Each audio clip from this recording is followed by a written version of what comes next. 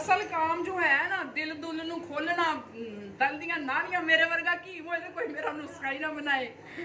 इसलिए कि मैं एक्सप्लेन नहीं कर पा रही सही तरह ना, लेकिन आप समझ सकते हैं। आप इसके बारे में ना नेट पे सर्च करें कि ये सारी चीजें कितना फायदा देती हैं बंदे को।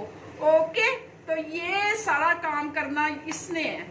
ये है देसी अदरक और लहसुन जड़ा हंडियां च पाने हैं। तो ये भी उतना ही है, उतनी ही क्वांटिटी। ये देखिए,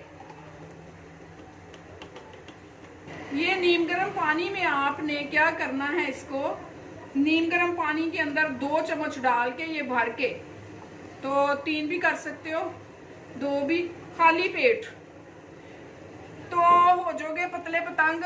दसा मैं कितने पतले, इतने पतले। ये गायब हो जाएगा, गायब हो जाएगा तो एक्स्ट्रा